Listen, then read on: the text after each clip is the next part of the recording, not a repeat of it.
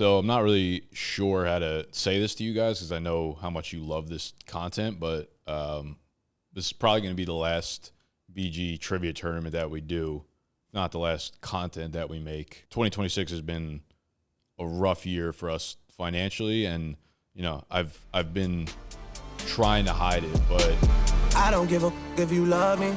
I don't give a if you like me. Asking me how did it feel? Can't say it didn't surprise me. That sounds like a tax guy. Checks. UPS guy's looking for checks. So you could do it online. $5.39? Yeah. That can't be right.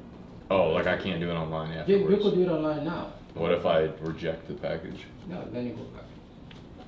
Yeah. Damn. Yeah, I guess I'll take it. Can I pay you right now though? You have to be check. It has to be a check? Yeah. Check or money order. They don't trust us, man. This is crazy. I know. This is insane. I've never seen that. If you get online, you do it. How do I do it card. online? Your credit card. But I'm saying, like, how do I get to the page? Oh, 'Cause www.ups.com.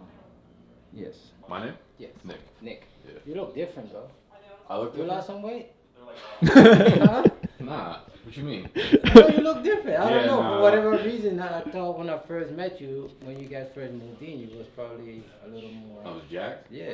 Yeah, I'm not anymore. That's Man. crazy. That's crazy. Yeah, I got that. How's it going? Mo, you would love what he just said to me. He was like, what's your name? I'm like, Nick. And he was like, you look different. He's like, I came in here 2 years ago. He's like, you lost some weight? And I was like, chill. He's like, when I first met you, he was like, well, one of our former employees is in Canada, and he had one of our laptops, so I needed him to send it back to me, and he did, and like, the receiver has to pay the custom fees, and it was like $600. Jeez. Yeah, and it was either like I just don't pay it now, and it just gets sent back to him in Canada again, or I pay it now and fucking deal with it after, but it is what it is.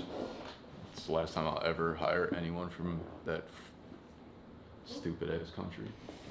I was the former employee, actually. I sent that back. Leave your shit and go. What did I miss? What did I miss? Let's go.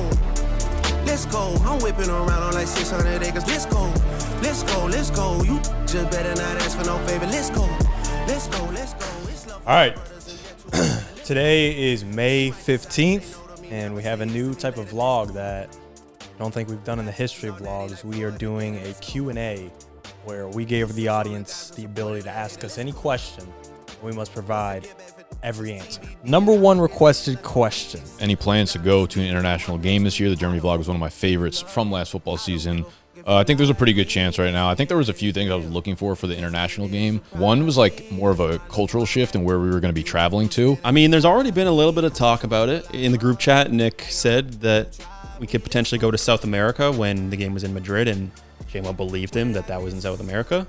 I definitely think there's a pretty strong possibility that we do. Can't say for certain everyone's going to be there, but I think I'm going to put it at like 70% chance we go to an international game this year. And I joke around like it has to be a Falcons game, but I actually think the Falcons playing the Bengals in Madrid ended up being like a perfect wave of it. And last year it was more like I just wanted to go, and I just asked these guys if they wanted to go with me, basically, and it wasn't necessarily like a business decision. I was just like, it'd be cool to go. I've never been to Europe before, so I wanted to have a little bit of a different cultural shift from like Germany. So if it was just like another European city that was similar to Germany or was in Germany again, I definitely wouldn't make the trip again. Not because I didn't enjoy it, because I think if we're gonna make such a substantial trip somewhere, then it should be a new place that we can experience. So a place like Madrid with a little bit more of like a Latin Spanish culture, I think is very different than the German culture, obviously, and it's Falcons game again, which is cool, even though I don't know that that's actually a great thing. Maybe it'd be cool to be like an outsider fan and not have to like root for them in the game. But yeah, I think that's probably our best bet. Australia is like crazy far, crazy expensive. That's like a whole ordeal. Could go to like Mexico City. I'd be down for a South America game, but it also lined up like the exact same time last year where it was week 9. So I think it was early November-ish, which is like deep into football season. So it's like something to look forward to. So I think it was just a perfect kind of wave of different things that hit at once. So I would say, yeah, pretty high percentage that we make that trip again. And I think it'll likely be the Madrid game. So if we got any Madrid fans out there, let us know. Will there be a new merch drop this year? Looking forward to it if so. Not in the works. If I'm being honest, so funny thing that this came up, I was actually supposed to today ask Unc. We run our merch through Shopify. That's how the merch site is built. That's how orders are processed. I can't log in. Something's messed up with the code. I type in the password. I say send code. It doesn't work. I haven't been in the site, I don't think, once this year, and it's my job to ship out merch.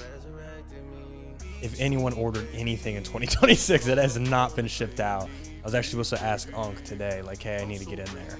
So that kind of explains like the tone of where merch is at. Not to say it's, something we I was gonna say not to say something we neglect, but if I haven't looked and it's month 5, it's something we definitely neglect. Definitely nothing we're putting mental power or financial resources into. A blunt reason why I would say is just because it's kind of been on me or Unc to push along merch, and he's busy. I'd say I'm busy, but also it's just like, of all the things I could do at BDG, one of my least favorite, if I'm being very honest. Like, I'd much rather build a new trivia game and you guys see next week with like Pictionary or Tapple. Like, I make something rather than make merch. Not to say we'll never do a new merch launch again, but just to be honest, nothing new in the cooks. Who is playing in the trivia tournament? I'm not going to give you the full list. I'll give you half. Me as host. And we got Nick, JMO Gut, Casey, Ron. Who do I want to give as the 6th? Will. All the people who have been in it many times, so I'm not really giving away too much. The other 6, you'll find out when the tournament comes out. Do you ever see the company expanding into other sports? That's definitely an Unc question, but I'm going to say he's going to give you a hard no. What is the culture like behind the scenes, and what's the best thing about working for BDGE? I would say the culture behind the scenes is exactly what you see on camera. Like, there is just a lot of shit talking, a lot of just like joking around, guys being dudes. Joke for the video. Yeah, I just don't think so. Really? You think he landed on that cut and was like, yeah, that's good? Yeah. That's the worst haircut I've ever seen. Sure, but I think the plan was like, I'm gonna give you a haircut and that's it. And then it got to the end and it's like, when your barber's like, how do you like it? He's not like, actually this sucks, like keep going. Oh, I think it like is engagement bait. I haven't looked into it enough, but like I just saw that video and I just like I don't.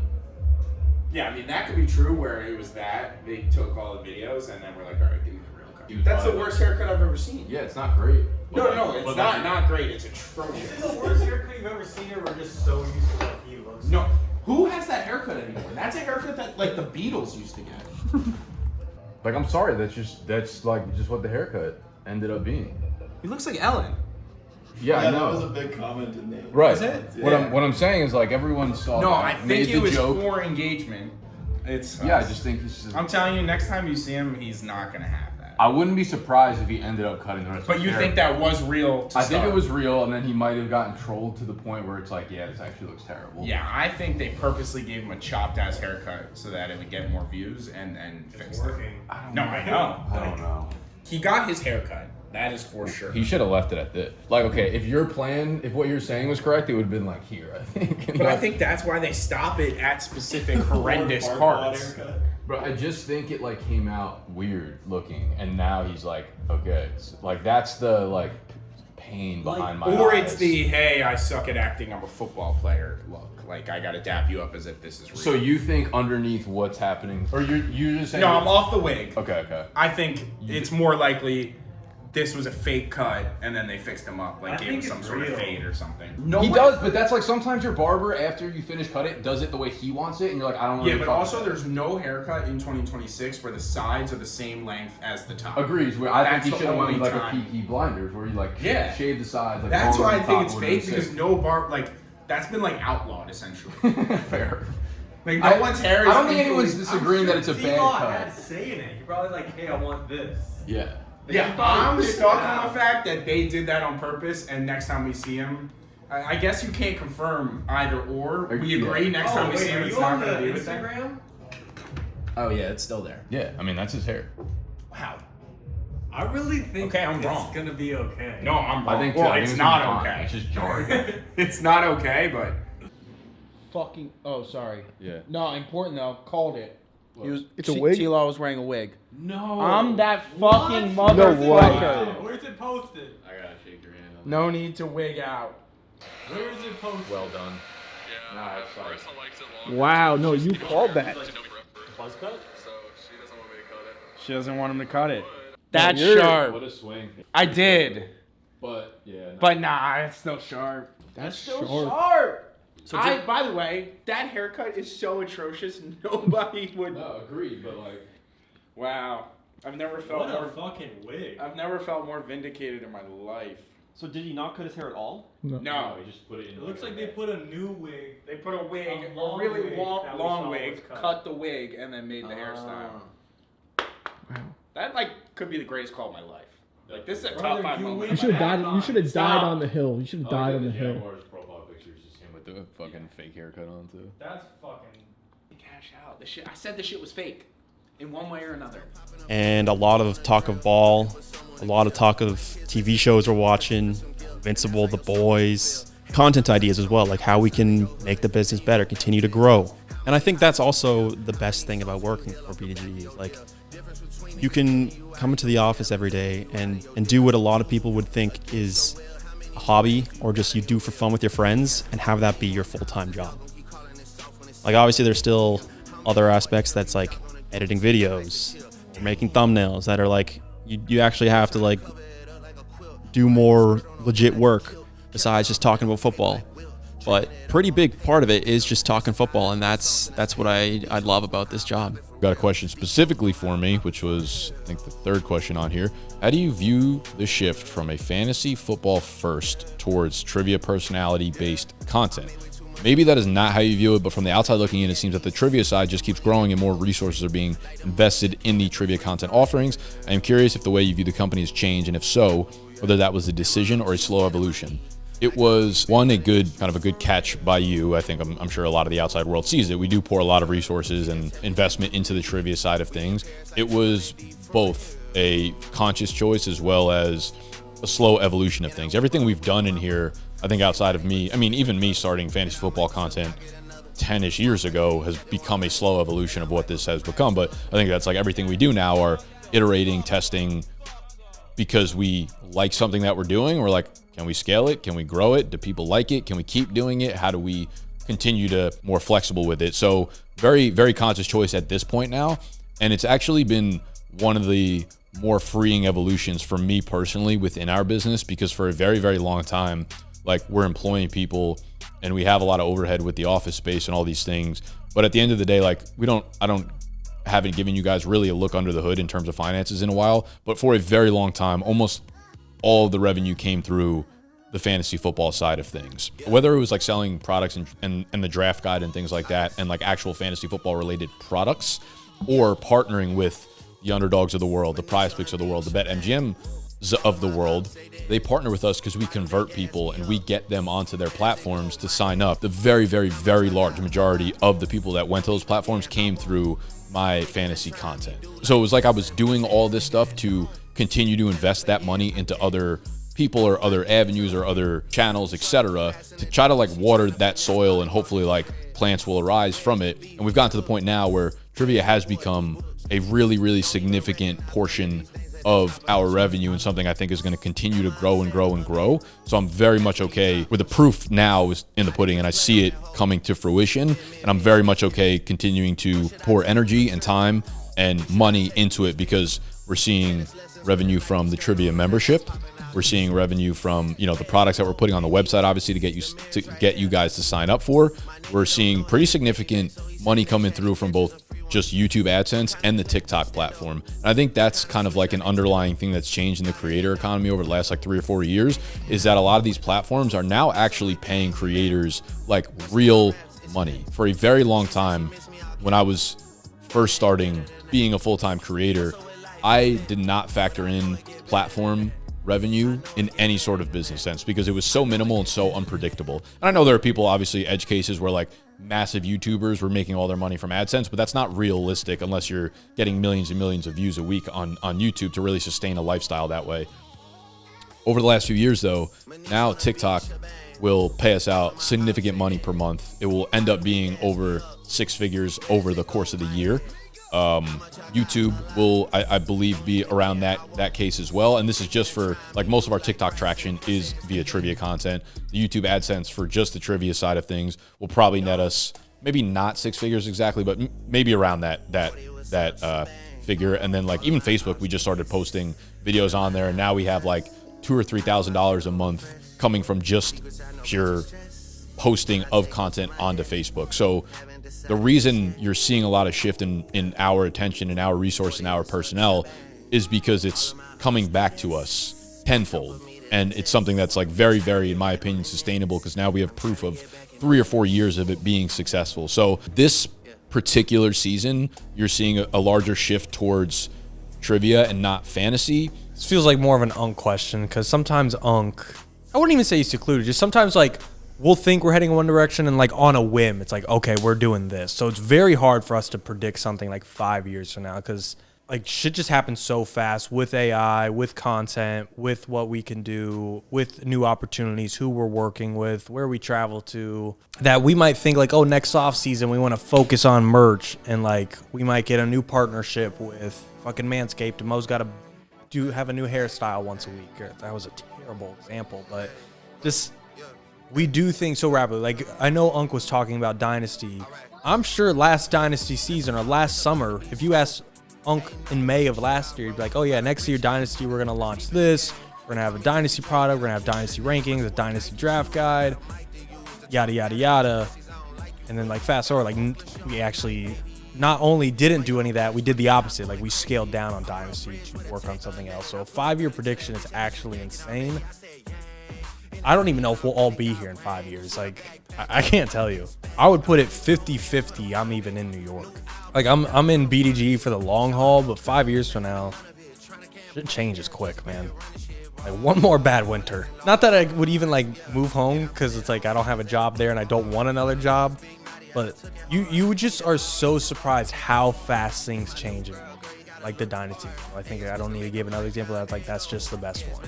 And, like, you won't be here in 5 years. That's the answer. There will be no new merch in 5 years. And I'll kind of, like, foray into another question that was about Dynasty Fantasy Football. Dynasty Fantasy Football was something that we started making specific content on that channel about 2 years ago. I went into it with the mindset that I've always gone into a mindset with any sort of channel topic or piece of content, in that, like, I don't want to try to monetize this thing for about 2 years. I want to make sure that people like it. I want to make sure I build, like, a real valuable audience there that likes what we're doing for the content. And I don't want to ruin it through advertising or selling products or whatever. We did that with trivia. We did that with Dynasty. We did that with your idiot league mates. I did that with fantasy early on. It's just a proven formula that I found. It's not even like a calculated thing, but at this point it is, because it was what came naturally to me. It just made sense to me in the beginning. It's like, I don't want to sell people on shit until I feel like I have something really valuable to give them. And I always just wanted to build things up naturally from the start. And because of that, Dynasty never brought in, like, real revenue to us. And I'm not saying, like, I wanted to stop doing it because of that. This explosion of AI tools and software and the ability for me to be able to build out product came at the perfect wave of, like, the fantasy season ending this year.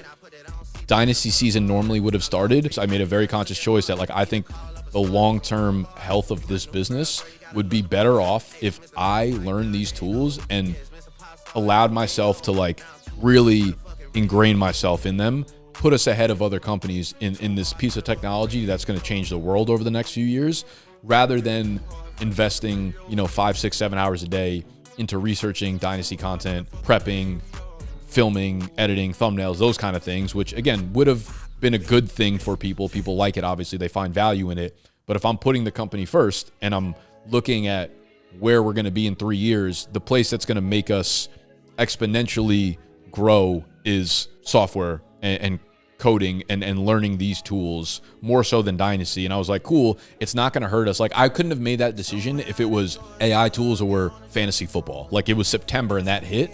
Like, it was killing me not being able to do that during the actual football season, because that's too important to our business. But because it hit a part of the year where Dynasty does not actually allow us to stay afloat, it has no impact on our bottom line realistically as a business, it allowed me to make that conscious choice of doing so. The other thing with trivia is I don't have to be the guy doing all the research, making the games, coming up with everything. it's just a part of our business that now makes money that I don't have to be the face of, and I don't have to like spend a ton of time and energy on. That's where JMO comes in, and he's running all the Steam streams, and I'm building a lot of the product behind the scenes, but that's like an extra thing to do. Like, it didn't have to happen. The trivia content itself runs without me. Like, I could be gone for the next month and it wouldn't actually really change the content behind trivia. So it's a part of our business now that is growing, succeeding, bringing in revenue, in which I don't have to be a part of. And it's the first time in like the history of BDG that we can say that. So very long-winded way of kind of like, I guess, showing you more behind the scenes of the way I'm thinking about the different branches of our business at this very particular snapshot in time. So yeah, I'll continue to invest into it because I think it's going to be a very, very big part of our future. So one more about the Dynasty. So when can we expect Dynasty content to make a return? It won't be this year, like leading up into fantasy season, but I'd be pretty surprised if we don't get back into it pretty hardcore going into next Dynasty off season. And I think one thing that's been kind of cool is watching Gut make his own content around Dynasty and film breakdowns. And I would actually be surprised if I don't give him a shot at like, you know, doing some content on the actual BDG Dynasty channel last year alongside myself. So I would say prepare as if we're not going to put out this year, probably going into next year though. How do you guys think of new trivias to do? That's a good question because it really feels like we have done literally everything. Like, we have probably put out like 500, maybe 600 trivia videos ever. And especially with the grids, like, it's hard to think of new prompts that we've never done. I mean, honestly, for me, my most creative time is when I'm in bed, like trying to sleep. That's when I come up with most of my best ideas, and I'll just write them down at that point. And there's not really an exact way of how we think of it. We kind of just come up with an idea based off of another idea is typically how I would view it. Like, the original 501 started out as a gauntlet game that was simply just games played as the only statistic. And now it's kind of devolved into there being so many parameters, so many years it can be, whether it's a range of a year's team specific, every stat ever. So it's kind of just taken pretty much every game that we have has taken that sort of path where it starts off super simple and turns into something that is more brand specific. Although the Gauntlet, I will say in specific, we had quite a few meetings, really wanted to create a new, unique game nobody else is doing, not like a Who Wants to Be a Millionaire, a Wheel of Fortune, where he's kind of just ripping off an already created game. I believe it was like me and JMO, Nick, and Joe would get onto these calls a couple years ago and talk about games that we wanted to see happen. And it just kind of morphed into one game where all these small games we liked combined together to create one huge game. And that's how the Gauntlet was made. What's your favorite game to play? I would say my current favorite game, we've only played this once, but I had a blast last week when we played NFL Pictionary.